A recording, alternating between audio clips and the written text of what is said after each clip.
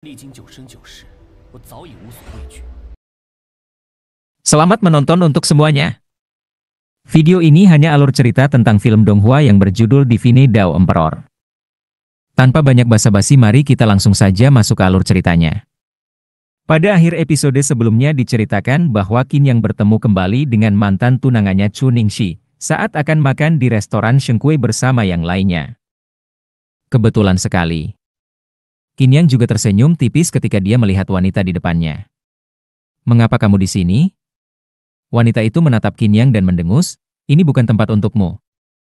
Chu Ningxi, bagaimanapun juga, aku juga tunanganmu sebelumnya, mengapa kau begitu meremehkanku?" Wanita muda itu persis Chu Ningxi. Qin Yang tersenyum anggun dan berkata, "Apa? Kamu sangat senang melihatku, bukan? Benar-benar takdir kau datang ke ibu kota kekaisaran tidak mati. Lagi pula aku mantan tunanganmu. Aku tidak mati, jadi kenapa kau tidak berbahagia untukku?" Qin Yang berkata lagi, "Oh, ngomong-ngomong, ada sesuatu yang belum kau ketahui." "Apa?"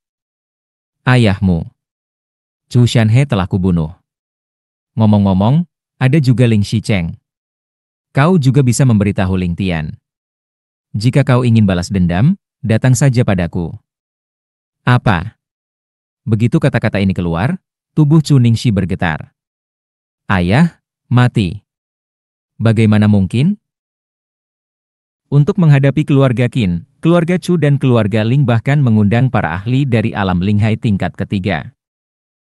Bagaimana mungkin keluarga Qin yang bisa menghadapinya? Dasar omong kosong. Apa aku bicara omong kosong? Kembali saja dan tanyakan pada dirimu sendiri. Qin Hai berkata dengan suara dingin saat itu, "Chu Ningxi, sia-sia saja kau dan adik ketigaku, King Mei, telah bersekutu dengan Ling Tian untuk menganiaya adikku dan mengambil Stargate saudaraku. Jika kau ingin menggunakan Ling Tian untuk memasuki Akademi Dewa, kau seharusnya tidak pernah menginjak-injak kehormatan saudaraku." "Qin Hai, kau benar-benar bisa berdiri?" Melihat tubuh Qin Hai pulih, dan bahkan energi spiritualnya samar-samar menyapu, wajah Chu Ningxi menjadi pucat. Ketika Qin Hai mengatakan ini, Yun Xuanger, Ye Ziqing dan yang lainnya terkejut sejenak. Sebelumnya Qin Yang, dia ternyata adalah seorang prajurit bintang. Tetapi bagi seorang prajurit bintang, jika gerbang bintang diambil, hidupnya akan dalam bahaya. Qin Yang selamat? Dia benar-benar bukan anak yang biasa. Adik perempuan Chu, siapa orang-orang ini? Melihat pemandangan ini, kakak senior Su dan yang lainnya semua tercengang. Chu Ningxi memasuki Akademi Dewa lebih dari 2 bulan yang lalu. Bakat dan kecantikannya langsung menarik perhatiannya.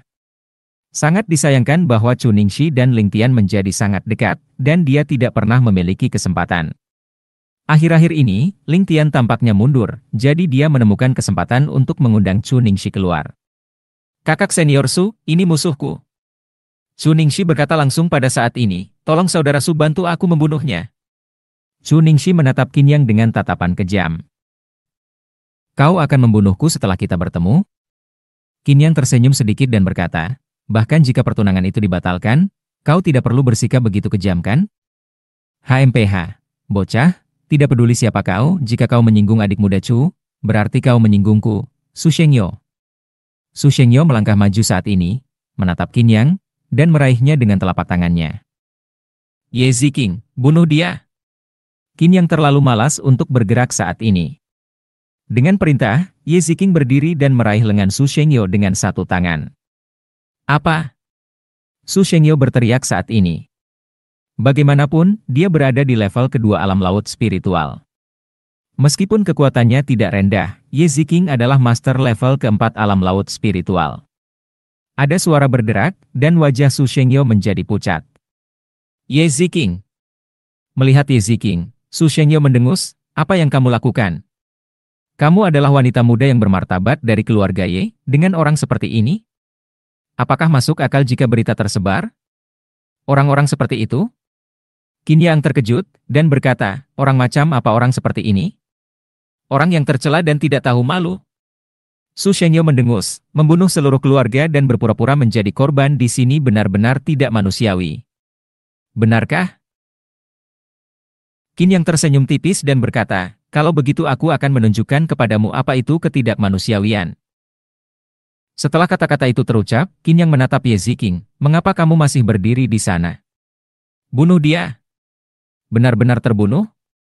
Ye Ziqing terkejut, dan berkata, Su Shengyu adalah cucu dari Su Yuanshan, tuan kedua dari keluarga Su.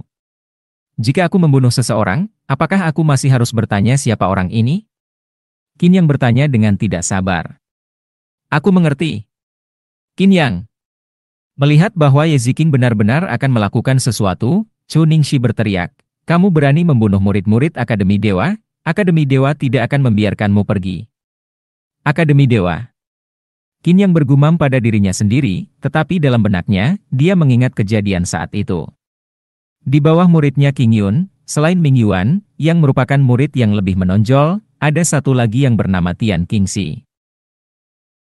Pada saat itu, murid agung San Mingyuan berkata bahwa dia akan mendirikan sebuah kerajaan untuk menyatukan benua Jiuyo dan melindungi semua orang dari perang.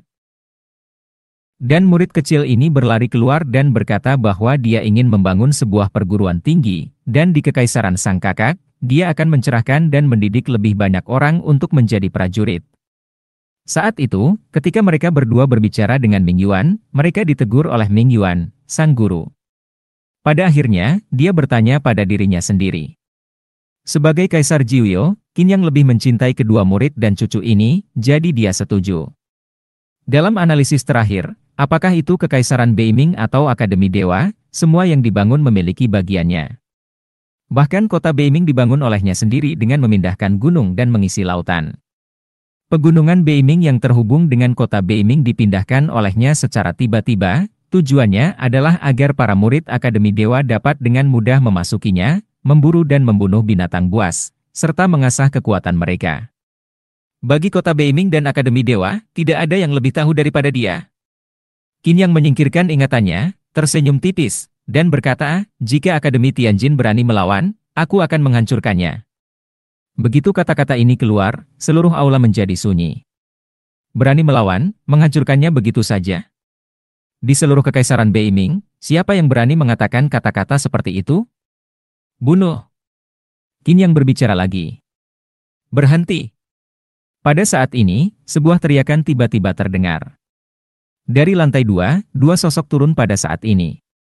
Orang di depan, mengenakan gaun biru muda, memiliki sikap yang luar biasa, memberi orang-orang suasana yang mulia dan elegan.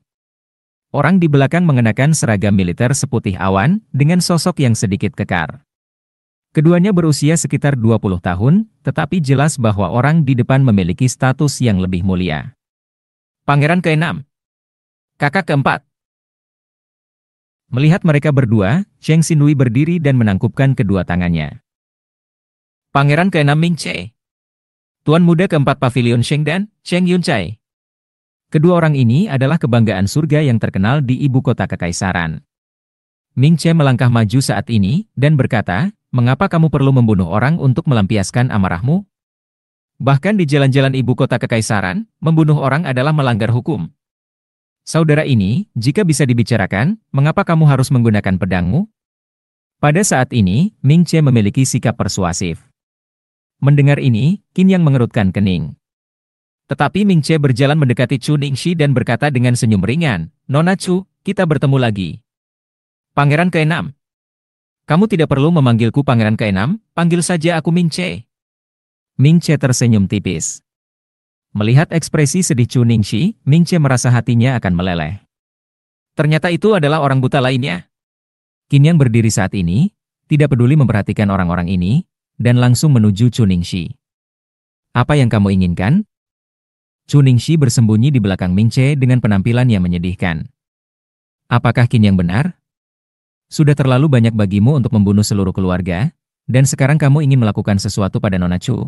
Bagaimana kamu bisa tega menghancurkan bunga-bunga itu? Ming Che segera berteriak. Idiot! Qin Yang langsung memarahi. Apa yang kamu katakan? Dimarahi oleh Qin Yang, Ming Che terkejut. Dia adalah pangeran ke-6 dari keluarga Kekaisaran Beiming, dengan status terhormat. Siapapun yang melihatnya biasanya tidak terlihat rendah hati. Tetapi sekarang, Qin Yang benar-benar memarahinya secara langsung. Qin Yang berkata lagi, aku menyebutmu idiot. Ming Yuan adalah orang yang sangat cerdik, bagaimana keturunannya bisa menjadi idiot seperti itu? Menghancurkan bunga dengan tangan panas? Hati-hati dengan bunga ini, cepat atau lambat ia akan menjadi bunga kanibal, dan tidak akan ada tulang yang tersisa untuk kamu makan. Lancang! Ming Che berteriak dengan marah, aku pikir kamu sedang mencari kematian. Ming Che langsung menembak Qin Yang saat ini. Ming Che melangkah maju, kepala harimau mengembun di tinjunya, dan kepala harimau itu menggigit dan membunuh Qin Yang. Baik Sheng Xinhui dan Ye Ziqing terkejut. Ming Che berada di level kedua alam laut spiritual, bagaimana mungkin Qin Yang menjadi lawan? Memanggilmu idiot adalah penghinaan terhadap kata idiot. Qin Yang mendengus dan berdiri di sana, tidak bergerak. Boom! Dalam sekejap, Ming Che meninju dan menekan dada Qin Yang. Namun, terdengar suara dentuman, telapak tangan Ming Che tertekuk saat itu, dan bunyi klik terdengar dari lengannya, dan teriakan itu pun berhenti seketika. Lengannya patah. Sebagai keturunan Ming Yuan, kamu benar-benar memalukan leluhurmu. Qin Yang langsung mencengkeram lengan baju Ming Che. Apa yang kamu inginkan? Ming Che benar-benar ketakutan saat ini. Dia berada di level kedua alam laut roh, dan dia sama sekali tidak bisa menembus pertahanan Qin Yang. Orang ini, apakah itu batu berbentuk manusia? Perlahan-lahan, Qin Yang mencengkeram kerah baju Ming Che dengan kuat, tetapi dia tidak tega membunuhnya. Bagaimanapun, dia juga keturunan cucunya, jadi membunuhnya tidak tega. Gulingkan. Dengan lambaian telapak tangannya, Qin Yang melempar Ming Che keluar sepenuhnya dengan bunyi plop, dan terdengar ledakan teriakan membunuh babi dari luar aula. Qin Yang menatap wajah pucat Chu Ningxi saat ini. Kau telah mencapai alam laut spiritual. Chu Ningxi berkata dengan heran. Benar sekali, jangan khawatir, aku tidak akan membunuhmu kali ini, tetapi lain kali kita bertemu, aku pasti akan membunuhmu. Selamatkan hidupmu, beritahu Ling Tian, biarkan dia datang kepadaku. Oh, benar sekali. Qin Yang berkata lagi, lain kali, singkirkan penampilanmu yang menyedihkan dan menyedihkan itu terlihat sangat menjijikkan. Setelah kata-kata Qin Yang jatuh, dia meletakkan tangannya di belakang punggungnya dan menatap Ling Xiaofei. Xiaofei, ayo pergi, makanan ini, sepertinya kita hanya bisa memakannya lain kali. Oh! Ling Xiaofei melewati Chu Ningxi, menatap Chu Ningxi, dan mendengus, kamu orang jahat, tidak secantik Sister Shuang Er dan Sister Ziqing. Ye Ziqing cukup malu saat ini. Tuan muda, haruskah orang ini dibunuh atau tidak? Lambat laun, kata-kata Qin Chen jatuh. Bunuh! Ekspresi Ziqing membeku saat mendengar ini, dia mengepalkan telapak tangannya erat-erat, dan dengan sekali klik, sosok Su Shengyo perlahan-lahan kehilangan vitalitasnya. Apapun yang dikatakan Qin Yang, dia akan lakukan. Dia hanya orang mati, keluarga Ye masih bisa menekan masalah ini. Chu Ningxi benar-benar merasa bodoh saat ini. Qin Yang tidak mati, sebaliknya, dia menghancurkan keluarga Chu dan keluarga Ling, dan bahkan mencapai alam laut spiritual. Ini sungguh mengerikan. Selain itu, Ye Ziqing, mengapa dia begitu menuruti Qin Yang? Apa yang terjadi dalam 2 bulan terakhir? Masalah ini harus segera diberitahukan kepada Ling Tian. Chu Ningxi merasa ngeri di dalam hatinya, tidak bisa hilang untuk waktu yang lama. Terima kasih sudah menonton videonya. Dan sampai jumpa di episode berikutnya.